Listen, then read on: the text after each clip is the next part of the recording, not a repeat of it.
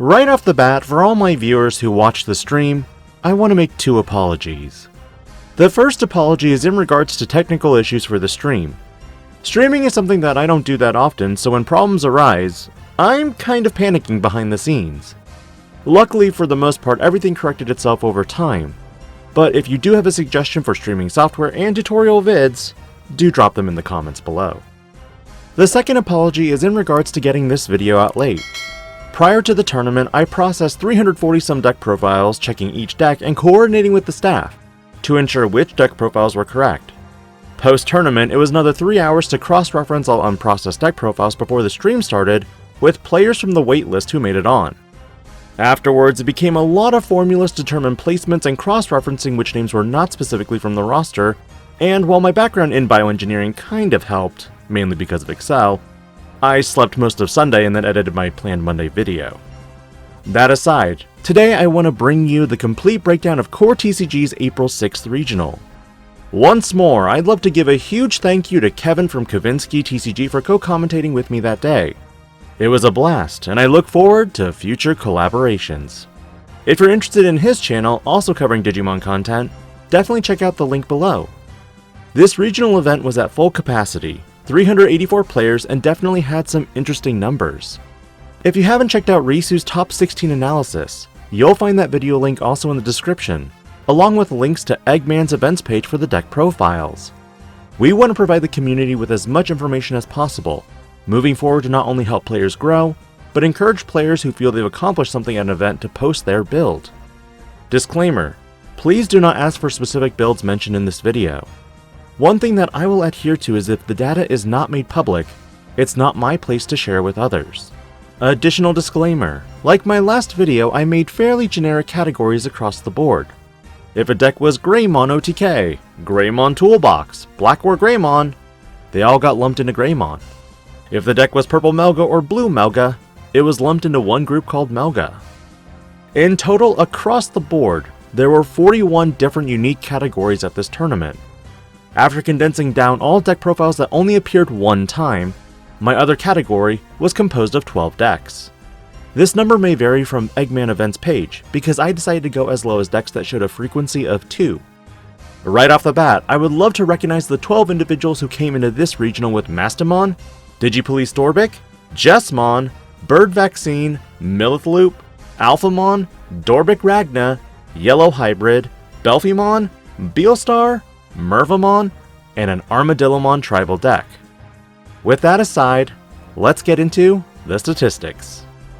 Red Hybrid would be the leading deck at this specific tournament, with 54 players piloting it. This meant that out of the entire tournament, 14.1% was playing to counter the current meta. A lot of data has suggested that because of the control elements of Crimson Blaze and the aggro potential of this deck, it can take out multiple security in one turn before blitzing for game. It's a great counter to not only Numemon decks, but also Leviamon X and Fenrir-Lugamon as well.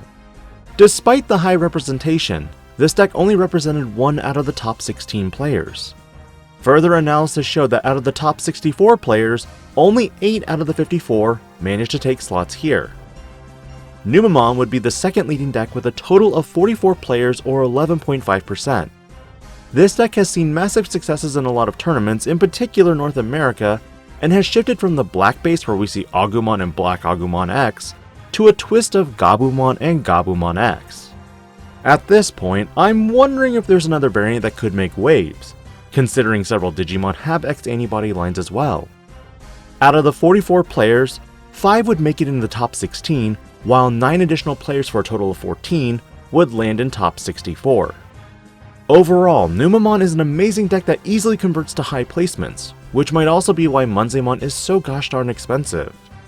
Also, a huge congratulations to Dan Bang, who's achieved his longtime Digi goal of winning an Omnimon. Interestingly, Leviamon X and Fenrir-Lugamon did not make any appearances in the top 16 for this regional. Both had 27 players piloting the deck respectively, contributing to 7% each with the overall deck pool. Furthermore, in analyzing the top 64, only 2 Leviamon X players and 1 single Fenrir-Lugamon player made it into the top 64. Players might be getting a better handle on these purple decks, or they might just not be able to handle the inherent floats that can be provided from Numemon. It's honestly hard to say without seeing each player's matchups. Mirage Galgamon made a lot of sweeps in this tournament.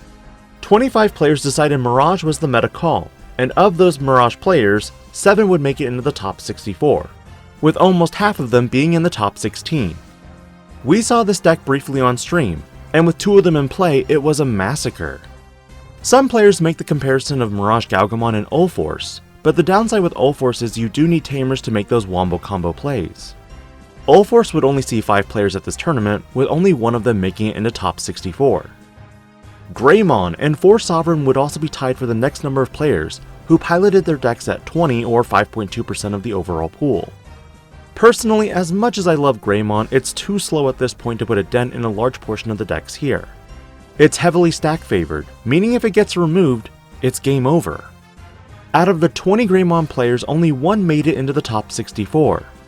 4 Sovereigns on the other hand had 7 individuals make it into the top 64, of which 3 of them made it into top 16. Honestly, I thought this deck would be gimmicky like Alter S, but it is making waves and very entertaining to watch being played. With the inclusion of EX4 and Telamon, you could have potentially multiple checks in a single turn with Alliance. Armor was interesting to see, with 19 players piloting this deck. Only 1 would make it into the top 64, but with BT16, I suspect this deck will be much more powerful. Yellow Vaccine had the highest conversion rate amongst all the decks if we do not consider decks that only had a representation of 2 and 3.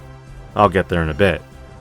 What I mean by conversion is that this deck had 16 players piloting the deck, and 6 made it into the top 64, meaning 38% of players did extremely well.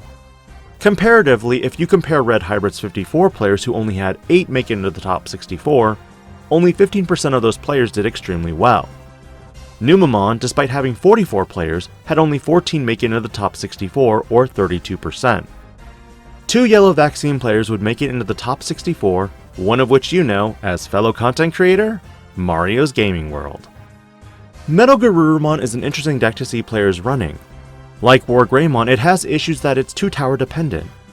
And while it does have battle protection, it has no protection against DP reduction, bounce, or deletion. 15 players would pilot this deck with only 2 players making it into the top 64. But hey, at least it's better than Greymon. Mega Gargomon is a category that would encompass Tribal Terriermon, Rapid Rush, you name it. This deck and Shine Greymon would both see 14 players playing their decks, and each of them have 2 players make it into the top 64. At this point, I feel like Marcus has become better utilized in Marcus hybrid decks than Shine decks in general. But I also contribute some of this to the loss of BT13 Geo Greymon at 1. Mega Gargomon on the other hand has been seeing a lot of exceptional combos, and while I didn't think Hidden Potential Discover would be good for this deck, I was so wrong when I saw that Rapidmon suspend and use the Mega Gargomon's unsuspend effect to do some emotional damage. Security Control would have 9 players playing the deck, of which 1 would make it into top 64. My only issue with Security Control and partially Yellow Vaccine is that yellow is a color that has games that tend to go long. As a result, you could have one game last 30 or 40 minutes with little time to complete a second game. And if you do happen to win one, lose one, you're almost guaranteed to draw at that point. But if you achieve the binary win or lose, that puts you in a better standing. 8 Machinedramon players would take the stage, but no individual would cross into top 64. Machinedramon is in an interesting place right now, but like Greymon and Garurumon decks, one thing that it currently lacks is speed. And while there is the argument that some of the top contending decks don't, the issue is that Machinedramon gives a lot of memory for one body. There's no float like Numemon or setting up your tamers like Red Hybrid. Even with 4 Sovereigns, where you're handing a lot of memory, the fact that you can strategically have a body in the raise makes it better for you as you come out, or your opponent attacks, and you blast Digivolve. FYI, this is normally where my scripts would end, but I still have 15 categories to go. With that in mind, I'm going to shotgun these categories as quickly as possible before giving you my final thoughts and conclusions from the data of this regional. Blue Flare would have 7 players represent the playfield with only 1 getting into top 64. With wider building boards, the meta call does make sense.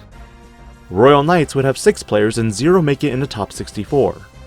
Royal Knights does not feel like the right choice right now considering the setup just takes too long in the face of decks that can rush you down. Bloom Lordmon also had 6 players, one punching into the top 64. This deck will probably never go away as it has a loyal base, and there will be more future Mimi support that would probably supplement it. Gallantmon, Heavy Leomon, and Beelzemon would all have 5 players each playing their decks, but out of all of them, only Beelzemon would make it into the top 64, the same player who'd make it into the top 16. Kevin and I saw Gamamon early on, but we did not manage to catch a player before they were all hit with a loss. 4 players would bring this deck, but none of them would convert into the top 64. Gabubond and Marcus Hybrid would each have 3 players representing the deck, of which one Gabubond made it into the top 64, and Marcus Hybrid would see 2 players make it in as well. Marcus Hybrid would have the highest converted rate of 67% into the top 64. And funny enough, in discussions with Dan Vang about his matchups, he actually got matched up to 2 of the 3 Gabumon players for the first 2 rounds. What are the odds? And finally, 2 players would each represent D-Brigade, Grace Novamon, Gacha Green, Hunters, and Imperial Dramon. Of these decks, only one Gacha Green would convert into top 64. This deck is honestly very silly. We've seen how much RNG influence it used to be, but now there are quite a number of cards that can stack the deck in your favor before you go off. In regards to the other decks, I feel D-Brigade is simply outclassed right now by what Numamon can do. It just does it better. Grace Novamon is missing consistency while Imperial Dramon lacks the protection that most other decks have. And finally, Hunters is just missing speed. But overall, after going through all of this data, looking at what converted into high placements, there is a noticeable shift from purple topping consistently with Leviamon X as Numamon starts moving up more. Previous top 16s showed Leviamon X, but now our purple contender is Beelzemon. Some decks just have a poor matchup, as is the case with Leviamon X with 4 Sovereigns, as these decks tend to not run any level 4 or lower Digimon. Numamon decks can typically float out of that situation as well. Mirage was also huge, but the logic behind it makes sense. If your competitive scene is playing predominantly red hybrid to counter Numamon, Mirage has an immense advantage in the matchup because of the lack of board wipes that can touch the top end. It also has advantage against Numamon for not proccing those on deletion effects, and again, the security is relatively free. Like always, I hope this data informed you of the current meta and what players are thinking when it comes to competitive play. What are your thoughts, and what deck will you probably be taking to the next regional? Let me know your thoughts, and I'll catch you on a future video. This is DIGI-PANDA, logging out.